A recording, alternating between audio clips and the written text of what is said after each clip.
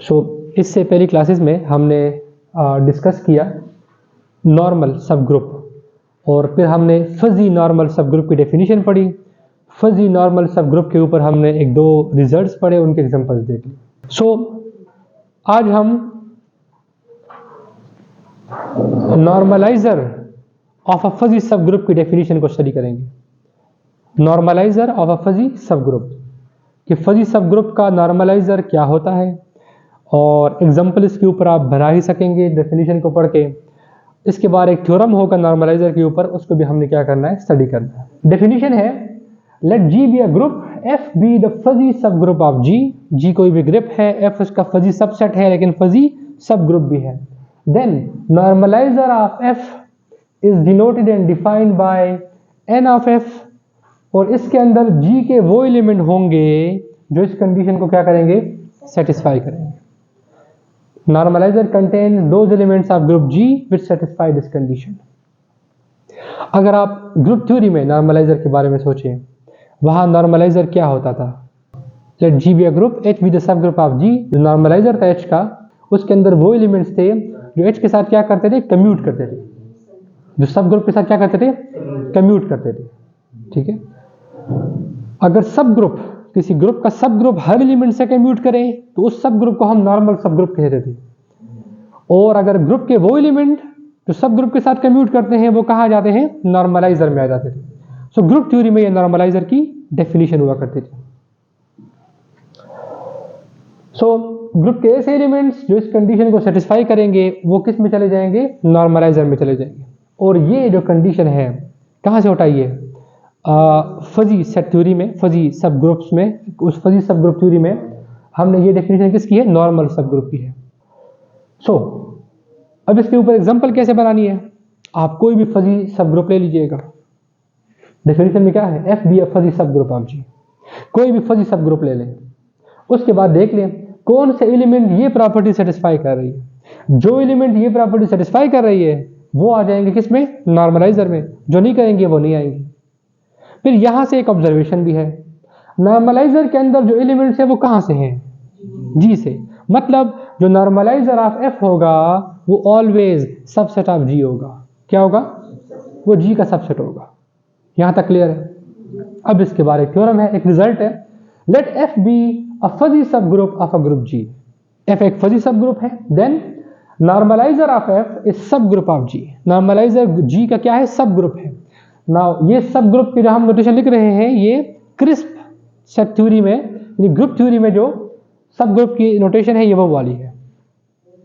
Now second condition है, या second statement है, F is fuzzy normal subgroup of G if and only if normaliser of F is equal to G. अगर normaliser of F जो है वो जी के बराबर हो जाए तो एफ क्या होगा, फजी नॉर्मल सब ग्रुप होगा। और अगर F fuzzy normal subgroup है तो फिर ये दोनों क्या होंगे, इक्वल होंगे। हमने दोनों स्टेटमेंट्स को प्रूफ करना है। पहले पार्ट वन है, पार्ट वन में है हमने एन ऑफ एफ को जी का सब ग्रुप शो करना है।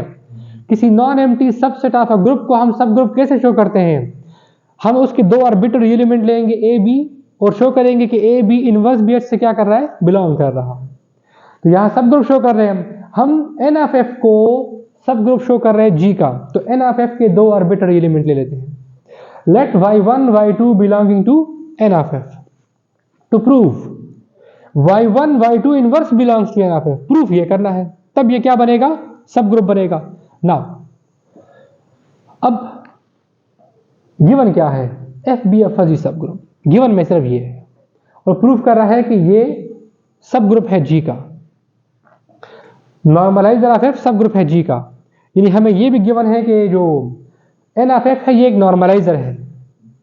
तो हम ये वाली डेफिनेशन भी क्या कर सकते हैं, यूज करेंगे। ठीक है, गौर से देखिएगा।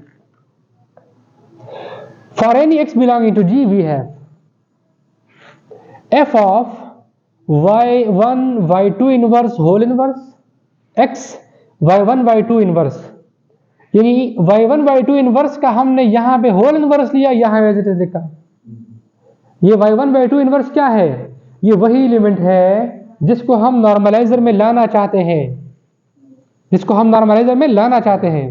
वही एलिमेंट लिखा, उसका इनवर्स लिया और साथ में एज इट इज लिखा, इज इक्वल टू। अगर ये इन्वर्स अप्लाई होगा तो ए बी होल इन्वर्स का मतलब क्या होता है, पहले दूसरे एलिमेंट का इन्वर्स फिर पहले एलिमेंट का inverse. y2 inverse whole inverse से क्या बन जाएगा y2 और ये y1 as it is, y1 inverse, फिर x as it is, y1 as it is, y2 inverse as it is. यहां तक क्लियर है? अब इसके बाद ये y2 है, क्या इसकी जगह हम लिख सकते हैं y2 inverse whole inverse? Okay, remaining terms as it is, associative law लगा, और y2 inverse as it is. गौर से देखिएगा, इस स्टेटमेंट को इस डेफिनेशन के साथ सिंक्रोनाइज करें। तो क्या इसकी जगह हम नहीं लिख सकते f इज ग्रेटर और equal to f of y1 inverse x y1 by using this definition? लिख सकते हैं? ओके, अब यहां पे y1 इनवर्स है और यहां पे फिर क्या है, अगेन यूजिंग दिस डेफिनेशन, क्या हम लिख सकते हैं इज ग्रेटर और equal to f of x? Yes. So this statement, this expression is greater और equal to what? f of x। और अगर इस एलिमेंट के लिए ये स्टेटमेंट बन जाए ट्रू, तो ये वाला एलिमेंट कहां से बिलोंग करेगा? नॉर्मलाइजर से। कहां से? देखिए ना, अगर y इनवर्स और y हो और ये स्टेटमेंट ट्रू हो जाए तो y कहां जा रहा है? नॉर्मलाइजर में। तो अगर y1 y2 इनवर्स है और यहां भी y1 y2 इनवर्स है और उसके लिए ये वाली कंडीशन क्या हो जाए, फुलफिल हो जाए, दिस वन, तो वो कहां चला जाएगा? नॉर्मलाइजर में। It means y1 y2 inverse goes to normalizer of f। It means normalizer of f is subgroup of g। वो सब ग्रुप होता है। ग्रुप थ्योरी में भी जो नॉर्मलाइजर होता है वो एक सब ग्रुप होता है ग्रुप का। फजी सब ग्रुप में भी जो नॉर्मलाइजर होता है वो एक सब ग्रुप होता है किसका? ग्रुप जी का। क्लियर है यहां तक? ओके।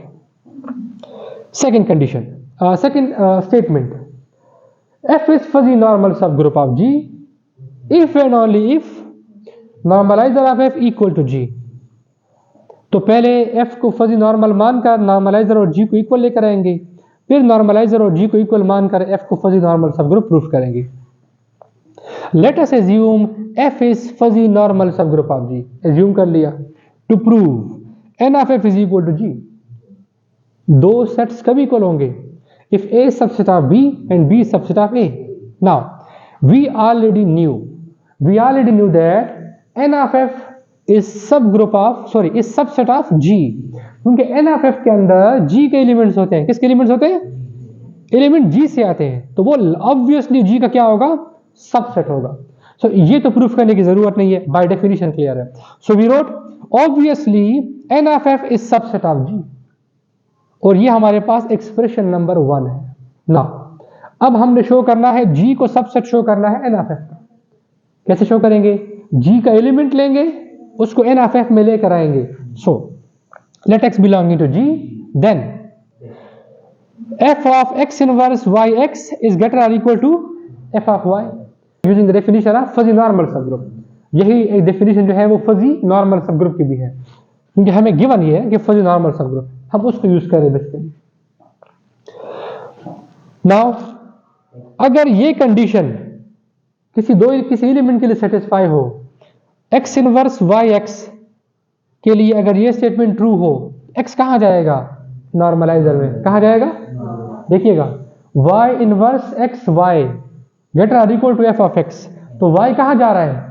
नॉर्मलाइजर में। तो अगर y की जगह पे x हो जाए, x इनवर्स yx ग्रेटर और equal to f of y, x कहां जाएगा? नॉर्मलाइजर में। मतलब ये हुआ कि x किधर आ गया? नॉर्मलाइजर में।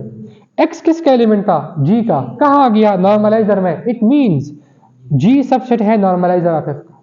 Expression 2 from 1 and 2 we get this, दोनों क्या है? इक्वल है। Conversely let us assume n of f is equal to G। अब शो करना है कि f is fuzzy normal subgroup. Then for any X Y belonging to G, अगर दो एलिमेंट G में है तो फिर वो किस में होंगे? n ऑफ f में भी होंगे। क्यों? क्योंकि दोनों इक्वल है। और अगर दो एलिमेंट n ऑफ f में है तो फिर ये कंडीशन क्या होगी? ट्रू होगी। और अगर ये कंडीशन ट्रू है तो f क्या है? फजी नॉर्मल सबग्रुप, क्योंकि फजी नॉर्मल की डेफिनेशन भी है। सो इस लेक्चर में हमने fuzzy normaliser of a fuzzy सब ग्रुप की डेफिनेशन को स्टडी किया, और उसके ऊपर एक रिजल्ट था, दैट्स इट।